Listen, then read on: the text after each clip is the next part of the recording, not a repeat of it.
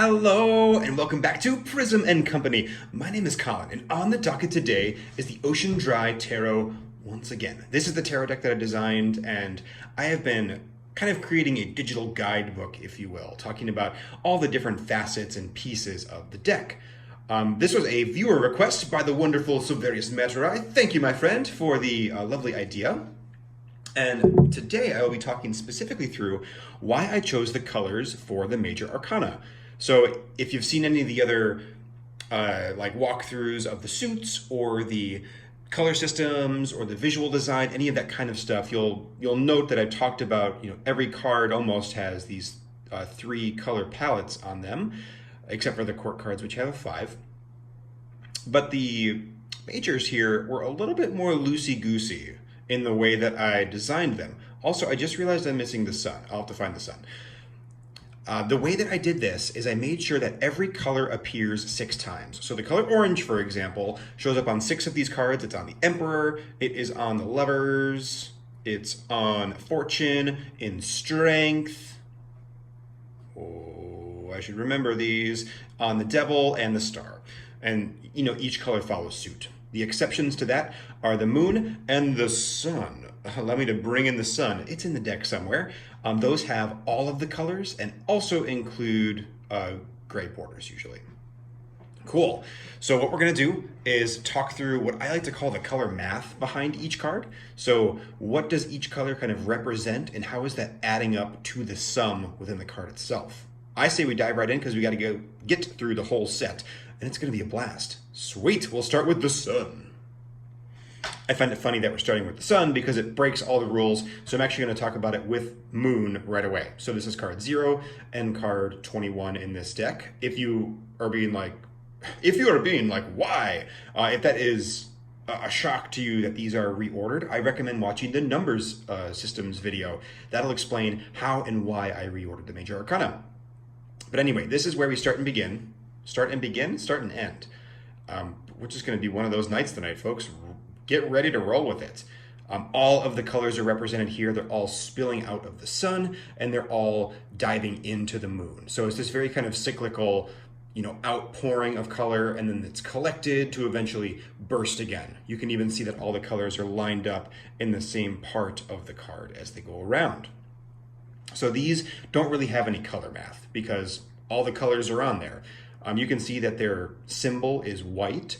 White is used in every major arcana card as well. I kind of wielded it like a color, instead of the minor or the court cards where it's really just the background. So they're infused as actual color too.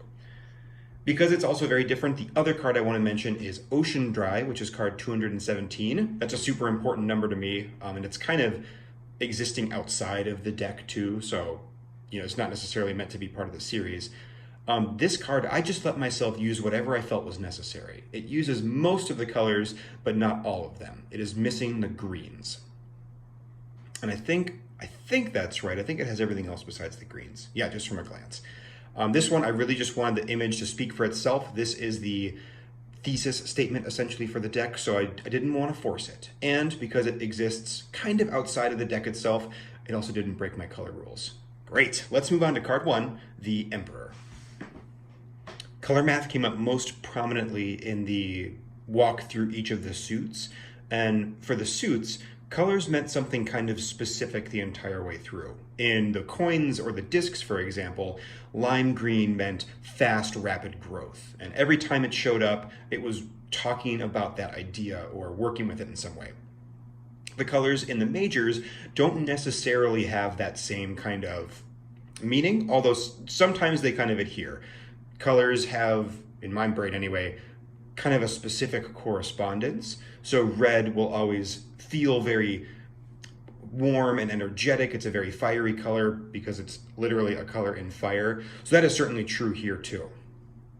If we take a look at Emperor, we have Sapphire, red, and orange, and of course white, which will appear in every card.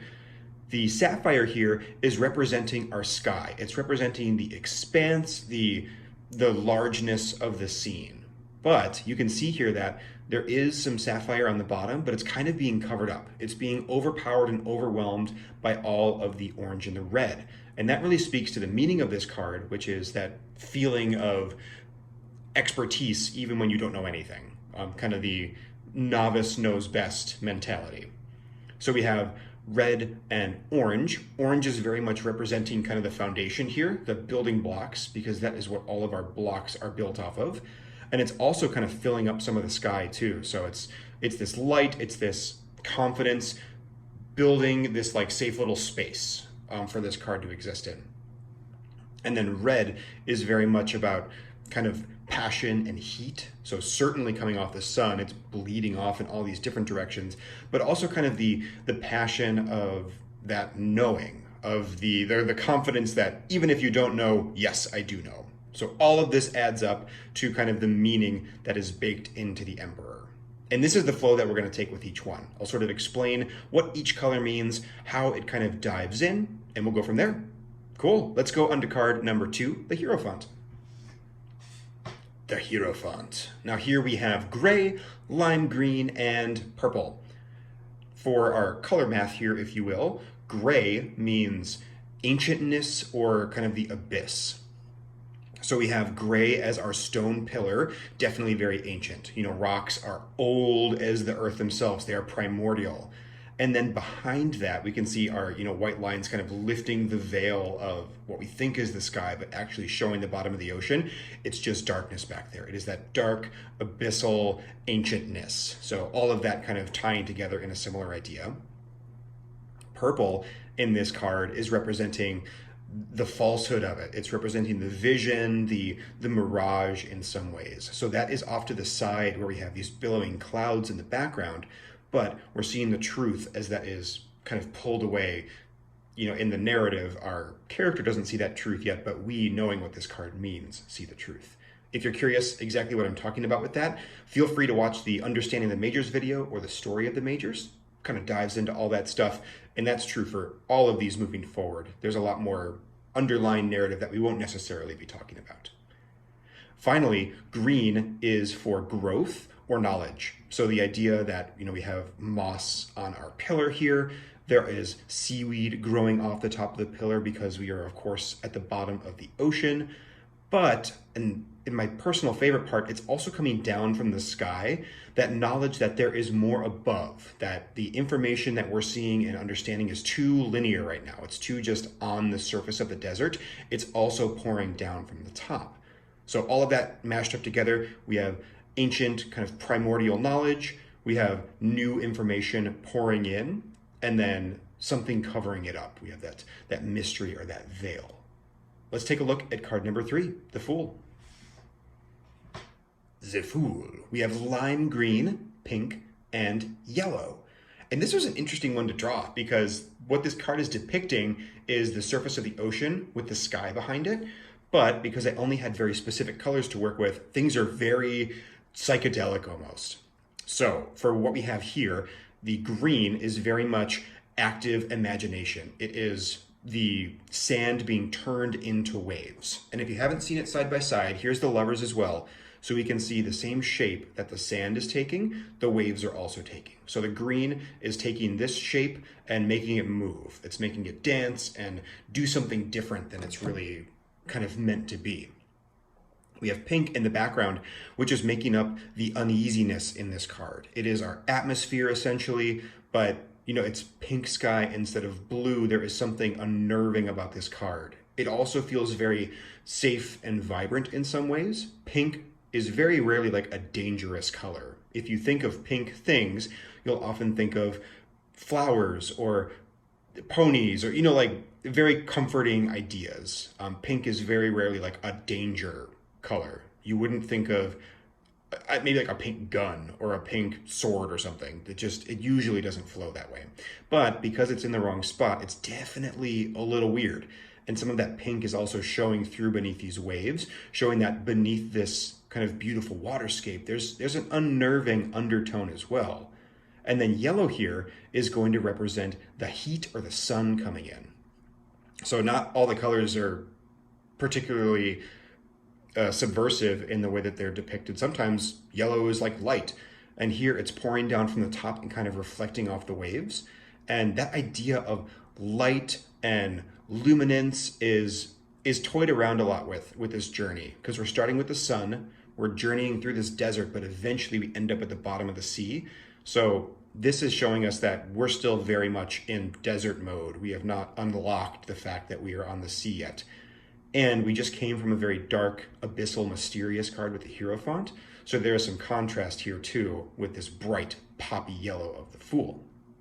Cool. Let's take a look at number 4. Oh, I almost put up more fingers. This is 4, which is going to be the Lovers.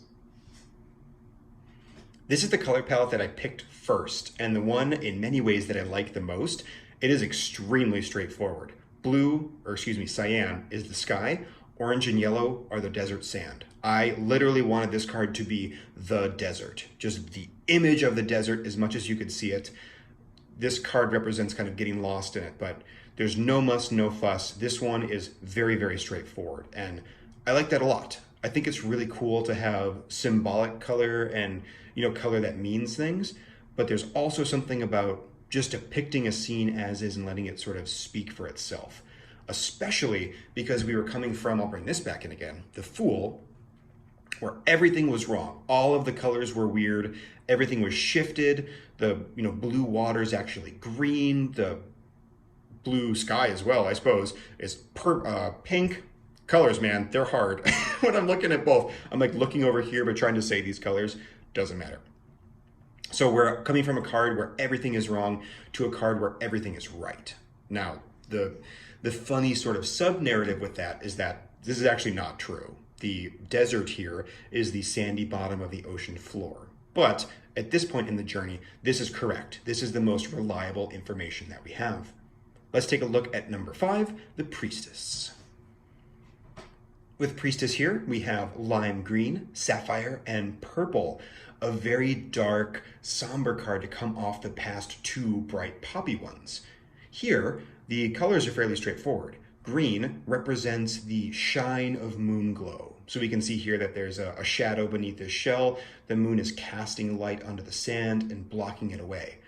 I kind of like that it's green here because sand would normally be yellow, but the Priestess is giving us our first little peek that things might be a little more watery or aquatic. So if you think of color theory, really simple color theory or color mixing, if you add yellow sand with blue water, you would get green. So we're kind of seeing a little peek at that there. Then we also have sapphire, which represents the stillness of the night. So the sand is very still down here. The shell is ultimately very still. The night sky above is stillness, but mixed with purple, which is this deep underlying mystery. And it's a soft, quiet mystery. It's not pink, for example. It's not vibrating or shouting. This is hidden in the recesses of the shell. This is just along the horizon. This is a mystery peeking out at you, but not shouting and not making itself super aware or known. Also, the white speaks to that mystery, of course. It is kind of breathing and sitting within the shell and pouring out. But it's still very wispy and you can't quite grasp it yet. Cool. Let's take a look at card number 6, the Chariot. The Chariot. Here we have emerald green, purple, and red. Now this one definitely gets a little bit more esoteric with its color choices. Red is representing day, purple is representing night, and green is representing time. So we'll kind of break down what's happening here. Here we have the day bleeding into the night, and the night kind of bleeding into the day. And we can see that those elements are forming different pieces. So the night is actually becoming the clouds in the daytime. The day is becoming a nebula or perhaps the Milky Way galaxy arm in the night here. And then all scattered over that, we have sort of this cosmic map. It's a little hard to see maybe on the video, but we have the paths of planets and comets, and then these celestial bodies as they kind of orbit around. So they stick out a little bit on the day side, but they fit right into the stars at night. Now time is the most interesting color to me here, so emerald green. In the center, we have the sun and the moon. So we have the very bright sun facing the day, the very dark moon facing the night, but these are my favorite representation of it. Here we have time as 3 pillars. To me, the Chariot is very much about weight and movement through time. So it's doing a burdensome task over time. Our two side pillars are very nice and even with no chips, but this pillar is stained with purple, so it's stained in night. This pillar is stained with day, it's stained with red. This pillar in the center, though, is stained with both day and night, and this is the pillar that's getting wear. So it's in the transition that the motion is happening. It's in the transition that this pillar is taking damage. Cool. With that, let's take a look at number 7, the Magician. The Magician. In some ways, another very straightforward one. We have emerald green, lime green, and yellow. The greens are representing growth in many ways, like literal plant growth or resources. We have some resources that are stable, like rocks and sticks, things that are going to stick around for a while. Some that are a little bit more vibrant but ephemeral, like plants, something you could suck water out of or eat perhaps. And then for yellow, we have the sandy desert behind. So we're literally looking down on this scene at our resources that we've gathered sitting on the desert sand, but that desert sand has very much the kind of rippled texture of an ocean floor. So if you're looking ahead, you might be able to get a small clue there though. And then also our green spills off to the side too. Excuse me. So we have some of that kind of safety or that resource being built into the land. It's not just the desert anymore. The desert is not opposition. The desert has now become a tool that we know how to wield and use. It is sinking in and feeling a little bit more safe. Yeah, great. Let's take a look at number 8, Fortune. Sometimes I forget that I can just stop. Like, you just stop, Colin. You just go to the next card. That's fine.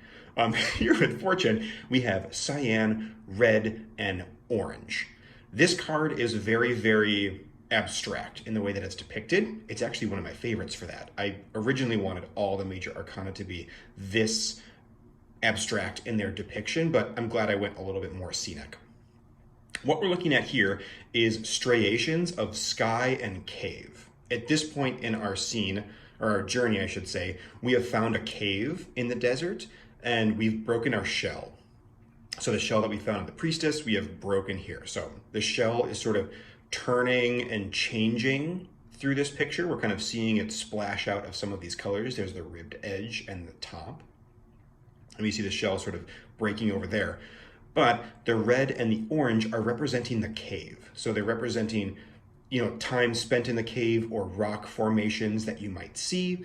And, looking out through this cave, perhaps a crack in their roof or through the front, you might see these bits of blue sky. So our blue here is representing very much the sky and also hope in many ways. And then the red and the orange, I'd say specifically the red, is representing like pain or suffering. Because also, we break the shell, but it's in this very safe place. So it's this good and it's bad. It's very up and down. And that's why the card is very striated too. Striated? Is that a word? Striated? Striate?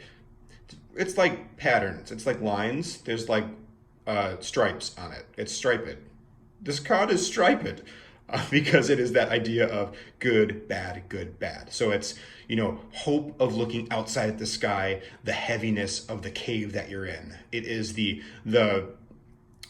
fresh air being breathed in, but the shell is getting broken. It's the safety of the cave. It's kind of these alternating ideas that are going back and forth. It's a very cacophonous idea, which is why I like that the image is also cacophonous. It's representing something, but in a way where you can't really grasp onto exactly what it is. Just to sort of zip that all back up in a little bow tie here. We have blue, which is hope and also very literally the sky. We have red, which is the darkness of this cave and also kind of like the depression or the hurt of it. And then orange, which very much represents the rocks. I probably should have laid that down right at the beginning, but here we are. With that, let's take a look at number 9, strength. Strength. Here we have another very straightforward color depiction. We have gray, emerald green, and orange. The gray is representing the rocks of the interior of our cave. Orange is representing the setting sun and that light pouring in. and green is representing the plant growth within the cave. So where we had a really chaotic image of this cave in Fortune, where, we're coming in off the desert, we don't exactly know what's happening, emotions are really high, it's very clear where we are in Strength. Things are kind of crystal clear almost to a fault. And the this is orange. The orange of the cave is also meant to be a little bit ominous. As that light pours in, it's highlighting some of the jagged edges. It almost looks like the mouth of a creature with like teeth bearing down. And we have the dark, unyielding care of the cave, or the carelessness, I should say. This cave doesn't give a crap about you. It's stones, it's just there, it's not moving anywhere. It's been there for decades. Decades? Eons is what I meant. This cave has been here for 20 years. What are you going to do about it? Oh my goodness gracious. And then the plant life down here is abundant and growing and kind of taking over a little bit. It is almost invasive, like a mold or like a fungus or something. So the entirety of this image, especially with the arrows pointing up, it wants to get you out of this cave. It's trying to eject you from it. The plants are creeping in, they're taking over, and they're strangling. The cave looks scary from the entrance, and the sun is setting, so even these action lines of the white are wanting you to move off into the distance. Cool. Let's take a look at number 10, the Hermit. For the Hermit, we have gray, purple, and pink. And for our color math, the gray is kind of the stillness of the night this time, sort of what the blue Sapphire was in the Priestess. We have that same purple mystery, but this time it's everywhere. The stillness of the night is the smallest little portion on the bottom. Purple is overtaken. It is in the sand, it's in the sky. And then pink is the vibrancy of the mystery. It is the mystery grabbing you and kind of letting your imagination run wild. So that is almost rising like the dawn from beneath. So pink is very much infecting the purple and making it more actionable.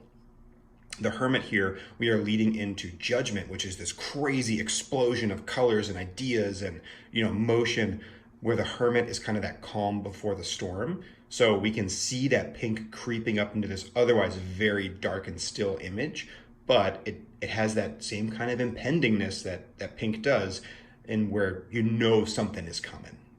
Let's take a look at 11. As always, I can't tell if any of this makes sense, so hopefully it does. Welcome to Judgment. We have cyan, red, and yellow. This card is just a blast of color because it is the primary colors, blue, red, and yellow. You can even see that we have some secondary colors being mixed, like orange in the clouds and green in the waves.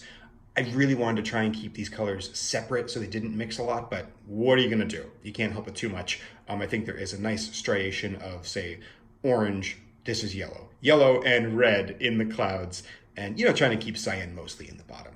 I digress. I'm talking too much about color mixing. Here we are. So in this card, things again are kind of representational except for red. So blue is the sky and the sea. And it's also kind of that dreamy, floaty feeling, because what we're looking at here is a vision, essentially like a hallucination, or seeing reality. This is a very kind of mind-bendy card when you look at it in the narrative and exactly what it's representing. We have yellow, which is light. So we have the sun here, and it's blasting onto our clouds, and they are illuminated bright yellow. That yellow is also being reflected in the water down below. And then we have red. And the red here is kind of like panic creeping in. So it's, collecting up here in the sky. It feels overwhelming in the way that a vision might be. It's underneath the clouds, making this storm look very imposing, as if we were to, maybe ride into it on a boat or something. So we have this very realistic scene in some ways of sky, water, clouds, light, but then this splash of red panic across the whole thing. So it's beautiful, but it also makes you like tense and not sure. And I think that idea kind of speaks to Judgment too, because it's freeing and vindicating and opens you up, but it's also like, oh no, you want to hide down or feel shame or something too. So it's this push and this pull. Let's take a look at number 12. Justice. Here we have emerald green, sapphire blue, and red. And red here is representing the same thing that it did in Judgment. It is that kind of panicked feeling. So here we have the, reality coming back in, and it is frantically and panically, we're just going to make up a lot of words. It is desperately trying to regain control. It's trying to take back the captain's wheel of the ship here. Then we have sapphire blue, which is doing the exact same thing as it was in Judgment. It is the sky and the sea, but it is more still now. Our heart rate is coming down. Reality is kind of coming back into play. It's not this crazy vision with, oversaturated colors and ultra brightness. It is that coolness. It's that stillness that we might see, but up right up against the panic. Right up against the panic. I feel like I'm losing words and we're only halfway through. Let's see how the rest of them go. And then green is our plant life again. So that kind of encroaching feeling that we got from strength is very much coming from justice too, because this is showing us the reality. It's showing us the water and those plants again creeping in, just like the idea of the sea, of the ocean is kind of creeping into our psyche slowly. It's trying to break through, but we're not letting it. We're resisting, we're pushing away. But every now and then it just pokes up through the bottom and won't quite give. Let's take a look at 13. Empress. Oh, that was so regal. Empress. Here we have emerald green, lime green, and purple. And purple is establishing itself very much as the mystery. It is everything in this card. It is the foundations of the boat that we are sitting on. We are in the mystery right now. But the greens come back from the magician with kind of that security, safety, and like establishing everything we need. So we have all of our tools from the magician scattered across the boat. Life is peeking up through the cracks of the boat here. It's really trying to take over. Even the moss is trying to cover up that purple and make you just feel safe here. The Empress is a real point where you can stop in this journey and not get to death, which is next, and then eventually the tower, which is going to blow the lid off the whole thing. So here we're very much literally lying on the mystery. We're seeing it, but we can be easily distracted by all the old growth that is taken over and is trying to cover things up, or the exciting vibrancy, the plenty and the bounty of that lime green along the top. Let's take a look at how things go south, or maybe north, in death. Death. Here we have another pretty straightforward color story here, or color math. Our red is panic. Panic of the desert, panic of this boat, panic that we're alone, things are finally setting in. And then we have cyan and sapphire, that's the word, as our very representational sky. But the sapphire specifically being the heaviness. It's also the sea weighing down. So this is kind of the darkness of the bottom of the ocean weighing in as well. But we're still in that very liminal transitional stage where we don't quite know what's what yet. So even though the sun is high in the sky, we can see the shadow underneath the boat here. The darkness is at the top because that's, it's dark at the bottom of the sea, and the light is down below because we think that it's light, on the desert here, where it's really actually dark on the bottom of the ocean floor. So the sky itself is a little bit inverted. And then finally on top, we have this bright red triangle of panic pointing down, weighing us down, also being the symbol of water, because water is imminent, and that will also be panic inducing once we reach it. Let's see where things shift with 15. The tower. Quite a cacophonous mess as opposed to death, which we just came from, which was very chill and serene in some ways. Here we have lime green, cyan blue, and pink. So pink represents our mystery, but the most vibrant, bright, active part of it. This is the mystery. This is the moment, I should say, where the mystery reveals itself. We're not in the desert, we're on the bottom of the ocean. So we can see that the boat, things floating in the water, just the moment itself is erupting. We're seeing the mystery spill out and finally reveal itself. Blue here is water, and while this is the bottom of the ocean and very dark ultimately, it's still us seeing water all around. So it's water splashing in. It's a very active water because it's coming to the front of the mind. And same thing with green. We have the plant life and the vegetation and kind of the living part of the ocean. But again, just coming into view so fast. This is such a cataclysmic card that all the colors had to be super bright and vibrant and action oriented. And then, it's from here where things will start to slow down. But this is the most churny, kind of bubbly card in the whole set. So this one needed arguably the brightest, most vibrant colors. Let's take a look at number 16. Hey, we're getting there. We're making our way through the whole thing, and I haven't lost my words yet. Actually, I don't know that. Maybe this has all been complete gibberish. I'm just like speaking French to the screen. We'll see. We'll see in the editing room.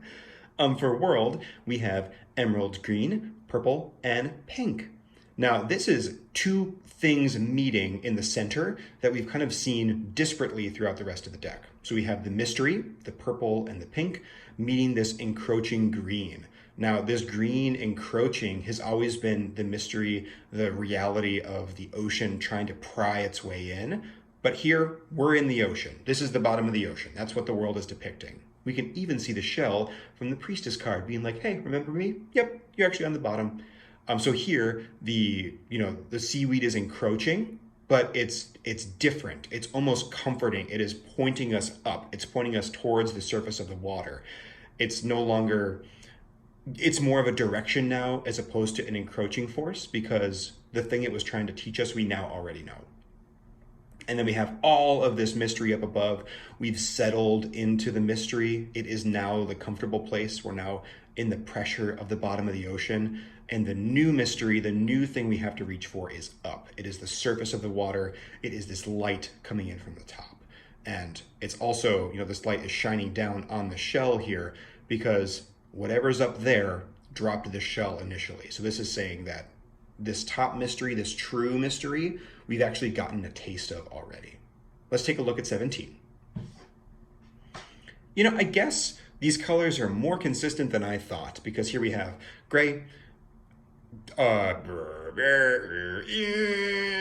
really can't think of it, sapphire blue, and yellow. And gray is very much pulling back to the Hierophant, dark, abyssal, kind of ancientness. This is the sea kind of seen from two different points in time. So we have the past and the present. And behind all of it, around all of this, is that dark, ancient, abyssal sea. It is the primordial soup that we are swimming in. The blue, the sapphire, is the water. So here we can see that water kind of splashing down as we're falling into the ocean. This is the moment when we first fell in, and we can see some of it spilling down here too. You can actually look closely, you'll see bubbles coming up. So that's, reinforcing that that's water. And then yellow is light. It is the ascent, essentially, of this scene. So we have light from up above, because oceans get lighter as you go higher, because we're getting closer to the surface of the water. And then also the idea of like rising up, and that you'd have bubbles potentially following you, or you're displacing things away. Here, it's a bit maybe hard to see on the video, but there is shine echoing off this cone as it rises.